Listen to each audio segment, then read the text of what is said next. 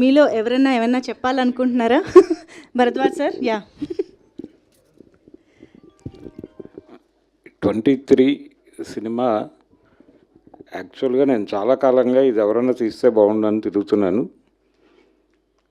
ఆ పాయింట్ ఈయన రాజు గారు తీసుకుని ఈ సినిమా రూపొందించటం, నిజానికి ఇది ఒక చర్చ జరగాల్సినటువంటి అవసరం ఉంది సమాజంలో.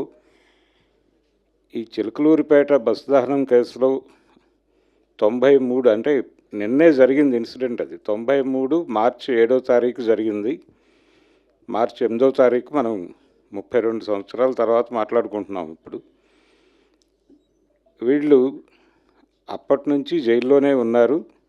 మధ్యలో ఒక్కసారి పెరవులు తీసుకుని చలపతిరావు బయటకు వచ్చాడు, కానీ విజయవర్ధన్ రావు లోపలే ఉన్నాడు అప్పటి నుంచి టోటల్గా.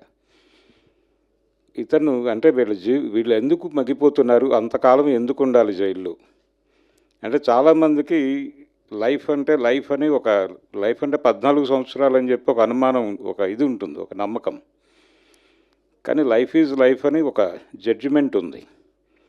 అందుకని వాళ్ళు చనిపోయే వరకు లోపలే ఉండాలా, మిగిలిన వాళ్ళందరూ ఎలా వచ్చేస్తున్నారు అంటే ఇందులో చర్చించినటువంటి 3 చుండూరు, అలాగే ఈవెన్ కారంచేడు కేసులో కూడా ఎవరికి పెద్దగా శిక్షలు పడలేదు, ఒక పర్సన్కి తప్ప. ఇలా న్యాయానికి కూడా కులం ఉందా అంటే కేజీ సత్యమూర్తి గారు దీని మీద ఒక పోయం రాస్తూ, చలపతి విజయవర్ధన్ రావుల గురించి ఒక పోయం రాస్తూ, అంటే వాళ్ళకు ఉరి శిక్ష పడింది. అప్పుడు ఉరి రద్దు కోసం ఒక ఉద్యమం జరిగింది. ఆ ఉరి రద్దు కోసం జరిగినటువంటి ఉద్యమం సందర్భంగా కేజీ సత్యమూర్తి గారు రాసినటువంటి ఒక పోయంలో అంటే ఉరికంబానికి జంధ్యం ఉంది అని చెప్పి ఒక వాక్యం రాశాడు ఆయన.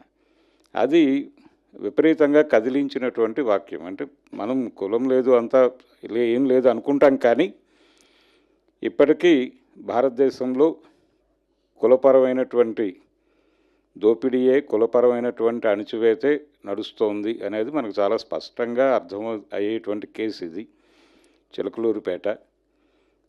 వీళ్ళు ఎందుకు అంతకాలం ఉన్నారు అంటే వీళ్ళ కోసం ప్రయత్నం చేసేవాళ్ళు లేక, మాట్లాడేవాళ్ళు లేక, అడిగేవాళ్ళు లేక లోపల ఉండిపోతున్నారు.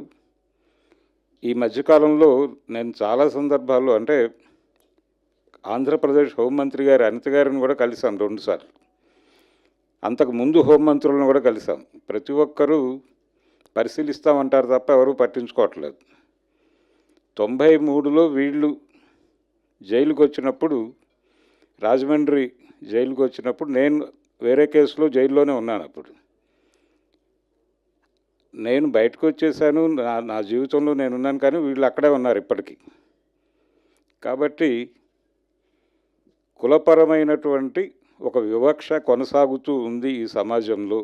అంటే ఇందులో చూపించినటువంటి 3 కేసులు, చుండూరు, రెడ్లు చేసినటువంటి ఇది, తర్వాత కారంచేడు కమ్మ సామాజిక వర్గం నుంచి జరిగినటువంటి మాదిగల మీద జరిగినటువంటి దాడి, తర్వాత ఇది చిలకలూరిపేట, అలాగే జూబ్లీ అంటే శ్రీరాములయ్య సినిమా ఓపెనింగ్కి వెళ్ళినటువంటి మిక్కిలినేని జగదీష్ బాబు గారు కూడా చనిపోయారు ఆ ఇన్సిడెంట్లో.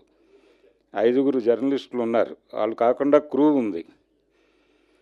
వీళ్ళందరూ ఆ బ్లాస్ట్లో చనిపోయారు. అక్కడ చంపటం అనేది ఇంటెన్షన్. మద్దెల చెరువు సూర్యనారాయణ రెడ్డి పరిటాల రవిని చంపటం అనేది ప్రోగ్రామ్గా, ఇంటెన్షన్గా అతను ఆ ల్యాండ్ మైన్ ఏర్పాటు చేశాడు.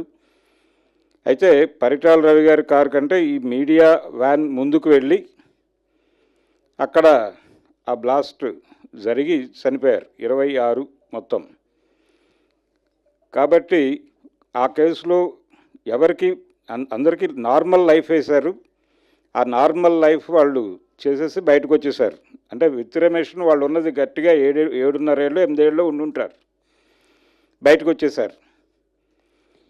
ఒకవేళ నెంబరే కారణమయ్యి, నెంబరే క్రైమ్ అంటే చాలా దుర్మార్గమైన క్రైమ్ అని చెప్పడానికి నెంబరే కారణమైతే మరి వాళ్ళెందుకు బయటకు వచ్చేసారు?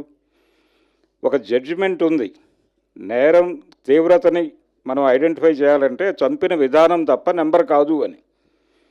అయినప్పటికీ వీళ్ళు ఇప్పటికీ లోపలే ఉన్నారు. సమాజంని నేను రిక్వెస్ట్ చేస్తుంది ఏంటంటే ప్రతి ఒక్కరూ వీళ్ళు ఎందుకు బయటకు రాలేదు అంటే వాళ్ళు చేసింది తప్పు కాదని వాళ్ళు అంటం లేదు, తప్పే, మేము తప్పు చేశాము అని వాళ్ళు బాధపడుతున్నారు. కానీ జైలు డిపార్ట్మెంట్ అనేది కరెక్షన్ డిపార్ట్మెంట్ కదా, వాళ్ళు సంస్కరించబడి బయటకు వచ్చేయాలి కదా. ఎందుకు ఇంతకాలం జైల్లో పెట్టుకోవటం వలన ఏమిటి ప్రయోజనం?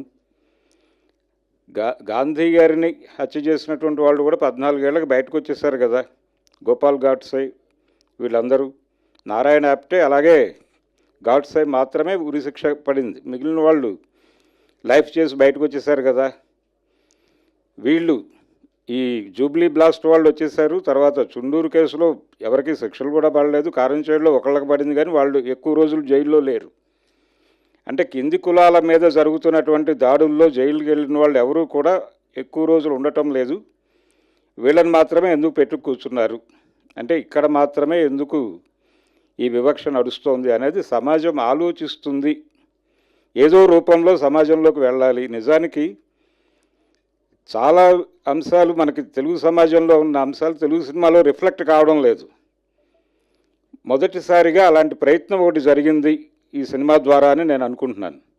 ఈ ఐడియా నేను చెప్పగానే దాన్ని రిసీవ్ చేసుకున్నందుకు రాజు గారికి ముందుగా ధన్యవాదాలు చెప్తున్నాను. నేను చాలామందితో చర్చించాను, ఇది చాలా కాలంగా ఇది ఒక సినిమా తీస్తే బాగుంటుంది కదా అని. ఏది ముందుకు వెళ్ళలేదు. ఇది ఇలా ముందుకు వెళ్ళటం అనేది నాకు చాలా ఆనందంగా ఉంది. ఇది నిజానికి సమాజంలో చర్చ జరగాలి.